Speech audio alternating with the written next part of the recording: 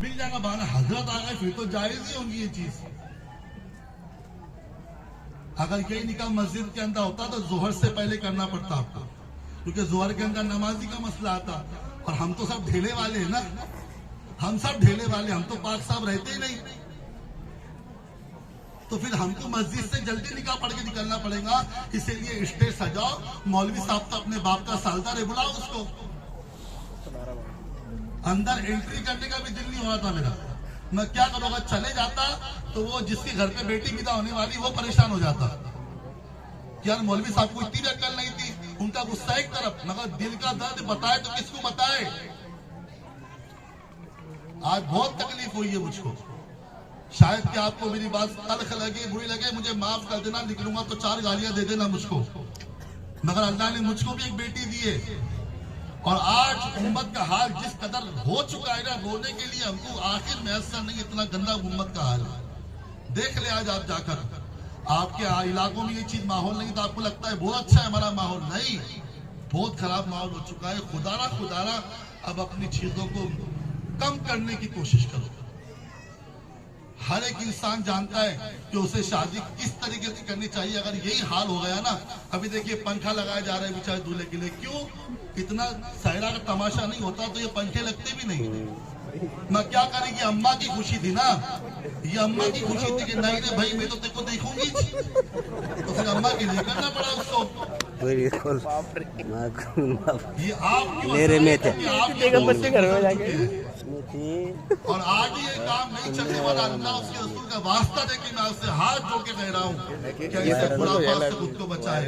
अगर आप कवाली के साथ में आते फिर बैंडी लगा देना था, क्यों कवाली वालों को बदनाम करे आपने? वहां से नहीं जी भरा तो यहाँ से जी भर लिया आपने। फिर पढ़ाने के लिए सुन्नी हजरत आए थे, फटाकड़े भी चले सुन्नी हजरत को। वो जो यहाँ का मौलवी, आंध्र का मौलवी जो पढ़ाने का से नहीं आया होगा ना, वो अपने घर में बैठे बैठे अल्लाह का शुक्र अदा कर रहा हूँ। और जवाब हमको देना पड़ेगा। जब सुन्नियों के अंदर सुन्नी मौलाना आते हैं तो सारा कबूल है, क्योंकि 1000-1500 के अंदर मान जाते हैं, डब्बा दे दो या गोश्त मांडे खिला दो, बात खत्म हो जाएगी। मगर नहीं, कुछ ऐसे मिलेंगे आपको जो आपका भी खरीद सकते हैं। दो हाथ दो मुझे कम करो, पहले मीटिंग बैठाओ अपने जमात के ताल्लुक से और कुछ फैसले लो, मुझे नहीं पता यहाँ जिम्मेदार कौन है। सिर्फ हमारा हाजी नमाजी बनना या सेठ साहब बनना या बड़ी गाड़ी में आना हमारी कौम को इज्जत नहीं दे सकता। इसलिए गुजारिश है मेरी आज आपसे कि कोशिश करें कि हमारा खानदान कोई भी ऊंचा हो, नीचा हो, बीच का हो, किधर का भी हो, हमारे वहां शादी का एक ही रूल होना चाहिए।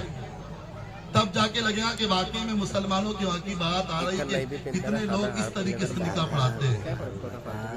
बस अल्लाह की बारगाह में दुआ है कि रब्बे कदीर, ये जो बातें मैंने की है, कोई मुझे कहने के लिए कहा नहीं गया था, मैं हर जगह यही बातें करता हूँ। कभी कभी मुझे भी लगता है कि मुझे इतनी सख्त बातें नहीं करनी चाहिए, मगर अब ये सोच लिया है कि नश्ता लगाने वाले को डॉक्टर कहते हैं, वो कातिल नहीं होता है।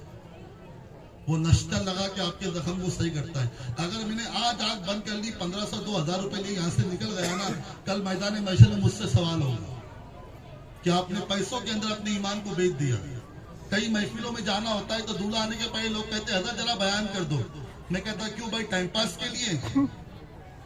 दूल्हे नहीं आएंगे, बयान खत्म हो जाएगा, कार्रवाई शुरू हो जाएंगी। इसलिए जब तक कि दूल्हा आके नहीं बैठता मैं खुद भी नहीं आता। क्यों? क्योंकि आपके पैसे में लेता नहीं हूं ना, इसलिए आपका बंधा हुआ, आपका सालदार नहीं हूं मैं। सुनना पड़ेगा आपको जो कहूं, वरना बुलाना बंद कर दे मुझे। मैं तो ऐलान करता हूँ कि बंद कर दो मुझे बुलाना।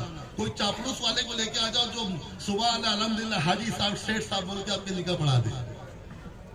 अल्लाह रहम करे, क्योंकि अब मेरी भी अल्लाह ने मुझे भी बेटी दी है, मुझे भी फिक्र हो रही है कि क्या होगा उसका। यतीम की बच्ची घूम रही है, गरीब की बच्ची घूम रही है, मगर हमारे खर्चे कमी नहीं हो रहे। पूछिए आप जाके, ये जितना सामान है ना, पूछिए किस तरीके से जमा किया होगा, पूछ लीजिए आप। और ये बर्तन भांडों की औकात क्या है, कितने में मिलते हैं बाजार के अंदर, कितने में मिलते हैं बाजार के अंदर, बताए आप मुझको।